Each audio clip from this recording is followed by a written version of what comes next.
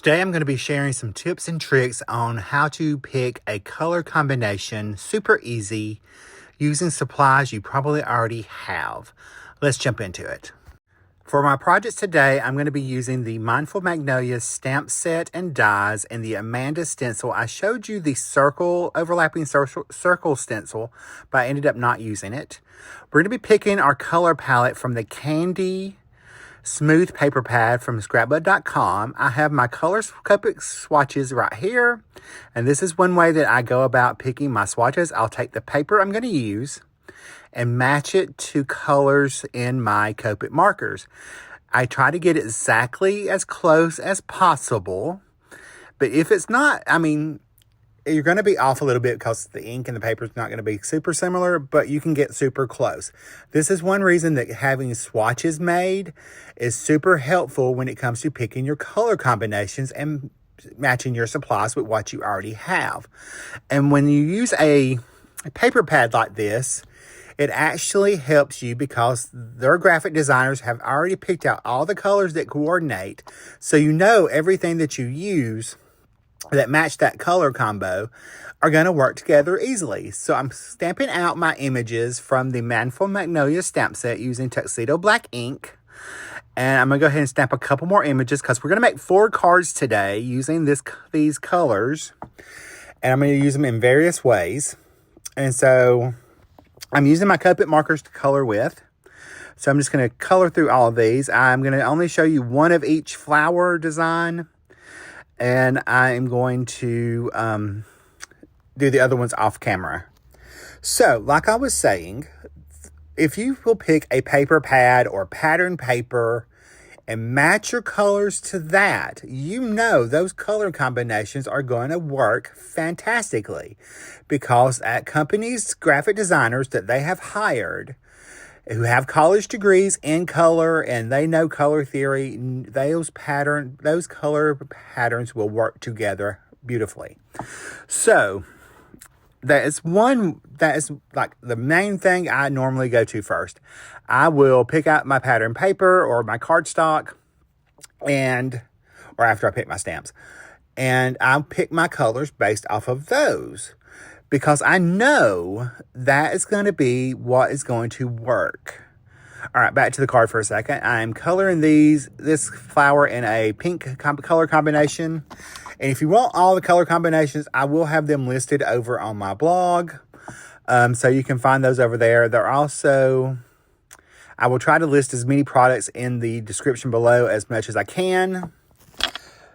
Also, while we're talking about that, if you go to the Rabbit Hole Designs website and you use my code RICK10, you will save 10% on your order at the Rabbit Hole Design. So you can use that coupon code to score 10% off, even on clearance.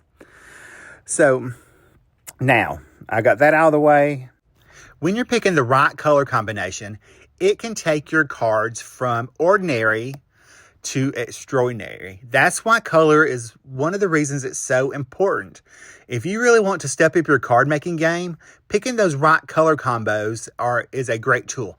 Another great tool to pick color combinations is a color wheel, or you can get the Color Cube by Sarah Renee Clark. Those have color combinations already built in. But if you're like me, you have a ton of pattern paper or a ton of cardstock, like maybe the scrapbook.com cardstock. They've already done all the work, so why not use that to my advantage? So you may be wondering why color is so important. Color is one of the things that sets a mood on your project. It can take your card from moody to happy. It depends on what kind of card you're wanting to make. For example, you don't want a moody birthday card, so you're going to avoid those moody colors. You want a bright, cheery birthday card, you're going to pick bright, happy colors. And everybody's color choices are going to be different. So don't think one person's right, one person's wrong. So remember, when you're picking colors, they set a mood and they give your card meaning, and they evoke a feeling of your card.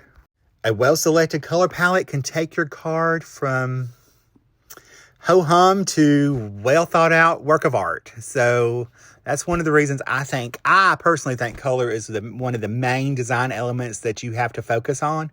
And if you get those right, some of the little things the people will let slide. They'll notice those colors not working together more so than they're not going to think, oh, well, they made a smudge here. They're not going to really notice that. They might not know exactly why that color combination doesn't work, but it's going to read to them that something's just not right. That's one of the reasons why picking the right colors for your projects is so key and so important. That's why one of the trickiest things to do is pick a complementary color palette, because nothing can kill a card worse than a mismatched color palette. That will take your card downhill so fast, head will spin, baby. And I know that picking a color palette can be super overwhelming because there are so many color choices out there. My advice is pick the color that you like the best and then work your way from there. Find a complementary color palette, an analogous color palette, a split complement color palette with your favorite color that you want to use, and start there. That's the easiest way besides picking from a pattern paper pack. I also know that picking colors can be super hard because you might not have that whole color theory knowledge that an artist or a person like me that went to art school has. That's why that smooth paper pack, that's the way to go, because like I said, those graphic designers already did it for us and we don't have to think about it. We just have to match our colors and be done, baby. And for heaven's sake, y'all, don't spend too much time overthinking it. Go with what you have is the closest and it'll be okay. As long as you're in that same color family, lighter or darker is really not going to matter. It's just the way it is. It's just not going to matter because those colors are still going to work together, and the light and dark shades, it's just a light and a shadow or a tint and a shadow of those colors. So it'll all work out in the end. It'll be okay. Don't overthink it. So if you made it this far in the video, you may be wondering, well, heck, Rick, what is some of the best color palettes to use? Well, let's talk about that for a second. Besides what I already told you, you can start off by using a complementary color palette, which are two colors right across each other from the color wheel, like orange and blue. And these high impact color combinations create that sense of movement. Not only do they create that sense of movement, they also pop when they're next to each other. That's why most football teams or baseball teams or any kind of team sport, that's why if you look at their outfits, they're usually complementary colors. Like I think the Saints out of New Orleans are purple and yellow or gold. The Crimson Tide is red and white. They don't really count. So complement would be red and green. Auburn, for example, is orange and blue. They pick those colors because they pop. It's a proven color theory process. Now, I did mention analogous colors a while ago. All that is a fancy term for colors right next to each other on the color wheel. Like, for example, this blue and blue-green colors, they're next to each other on the color wheel. So they're going to work together perfectly fine. And I'm going to add a little bit of pop in there with some yellow. Or actually yellow-orange. So it's actually the complementary color of that also. So that just adds a little extra tip on if you want to do that analogous color, add in just a little bit somewhere of that complementary color, and your card's gonna really show off. And while we're talking about that, we might as well talk about a triadic color scheme, which is basically colors that are 3 equal spaced apart from each other, and those always work really well too. Those color schemes normally create a really vibrant, eye-catching card. So if you want to create something like that, that's the way to go. Another key rule in design to remember is the 60-30-10 rule. Basically, you're going to be seeing that here today. We're going to use 60% of our dominant color, 30% of our secondary color, and 10% of an accent color, like these little orange little centers I'm putting in these magnolias. That's going to be my 10% of that card. So now we're going to start working on our card. Now we got all of our color theories out of the way. I'm going to tell you a couple other little things. We're going to now we don't want to take away from our color we have, but see, I have this blue background here. That's my cardstock color. I've matched that to my markers. I'm going to add in some gray over my stencil and ink blend that. I did go a little bit lighter on that, That way, I'm not really adding another color per se. I'm adding a neutral on top of our dominant color. So you can add in neutrals like grays, whites, browns, metallics. All those work great with your color, no matter what color scheme you pick. Black, all those. Use your neutrals along with your colors. So we're going to go ahead and attach our card front here for this card into our card base. I'm using all top folding A2 cards today. And then you're going to see everything start coming together now that we've talked about all of these elements of how to pick a color palette and what is an easy way to pick a color palette. Because you're going to see it once I flip this over. You're going to see those elements we've talked about in this earlier in the video about the elements that help you pick out a great card. See how those colors pop off that page because of the color palette I chose. And I did that based on, again, that smooth paper pad, cardstock paper pad, to make it super easy on myself. Some days I just don't want to think about picking a color, so I immediately go to my paper pads. It's easy to do. Now, I did go ahead and die cut everything off screen for y'all to save us some time, and I went ahead and stamped all my sentiments to save us a little bit of time. Now, we're going to add a little bit more neutrals, and I chose a neutral embellishment for all the cards. I'm going to use the matte white enamel dots today so that everything is super cohesive. Now, for this one, I'm going to use that stencil again, but I'm going to only ink up half of it on one side, or a fourth of it, actually. So that way, I'm using that same ink, and I just have a subtler background. But because my images are such a bright color, and we're doing that on tone, or not tone on tone, but our paper has that tone on tone background, it's going to really make my stamped and colored images stand out even more. So we're going to go ahead and we're going to layer everything up. I've kind of placed everything out where I want it. Now you can see I have that red violet color, I have a purple, I have a blue, I have the teal, I have a yellow. All of those are really close together somewhere on that color wheel. This is going to be more of your split complementary color scheme. So we've got that red violet that's in our flowers. We've got our violet because that's right next to our red violet. We've got a blue and we've got that blue green. All those are kind of somewhere in between there in that color scheme concept. They're close enough together that we can get away with using all those little colors in there. So we're going to pop on that. Now that brown is a neutral, so it really doesn't count. That black and white is all neutrals. They don't really count as additional colors. They're there to help complement the colors we've already used. That's why one of the reasons I like to use a white card base. That's why you have a lot of designers who like to use white card bases and then add a black mat around them. It's because it makes all of the colors you have chosen stand out even more because they are neutral colors and they will make the other colors pop off that page. And if you don't think I'm right, you go look at somebody's Instagram or blog and see what they have. You will start noticing these color combinations. The more you look, and the more you start thinking about what colors people use, you will see these little tips and tricks that I'm talking about today up on everybody's cards. Now, here's our closer look at that card.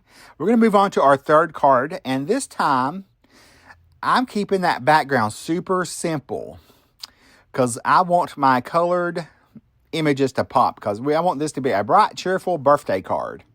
So I'm going to go ahead and lay all my pieces out. I've got all the colors represented there besides that blue-green color on my color palette that I chose for this card.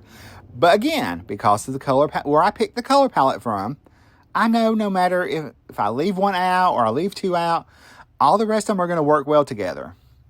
Now, if you remember from the video the other day, we talked about a grid format. This is kind of a grid format, but slightly modified. We left out the two grids on the side that would be there in the center. I just left that out and moved the image into the center. That way it kind of breaks it up. But if you want to talk about that, we're going to use that grid because we're going to have our sentiment in that position. It's going to go all the way across. So technically you still have your grid. And if you missed that video, I encourage you to go back and watch it. So we're going to go ahead and attach our sentiment. After we add a little bit of liquid glue on there, we've got all of our little florals placed. And yes, I know magnolias are not always this color, but by God, it's a fun card no matter what. And it's your card. You can do whatever color you want. If you want to color them traditional and be boring, go ahead. We're going to add a little spice in this life. So that's why we're adding some color into everything. And that's the whole point of this video is about color palettes. And I'm teaching y'all how to do it. So this is one of my key tricks, y'all. I use this every day.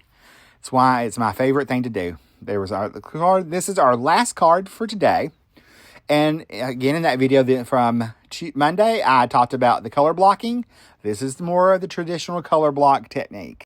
I've pulled 3 different colors of that cardstock from that pack. More of the muted side.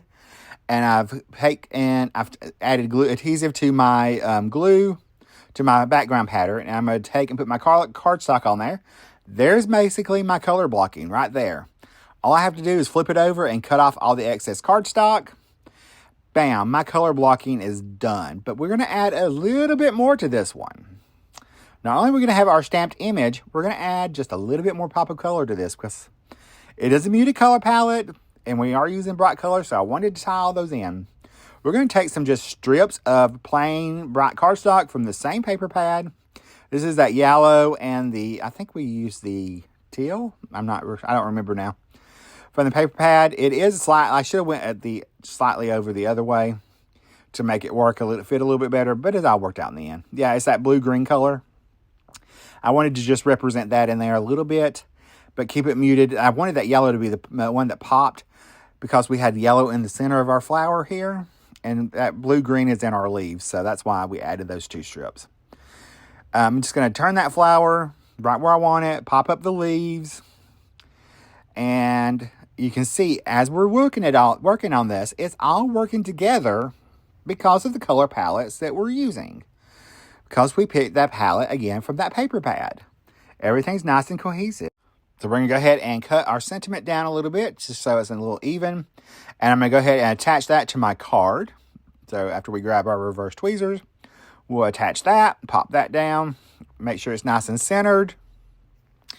And then we're going to add a few of our white enamel matte dots. So I'm adding 3 around the flower and 2 around the sentiment. Because, I've got to have my rule of odds. Y'all know how this works. All right, and so I can add that to my card base, which is, our neutral. We've got that white tied in with our sentiments and on our embellishments. So we've got everything repeated still. So here's a look at that card. Now here's a look at all the cards that we made today. And I hope this video gives you help in picking a color palette in an easy way. If you like this video, you're probably going to like the one coming up next. I'll see you in the next video. Bye guys. Love you. Stay crafty.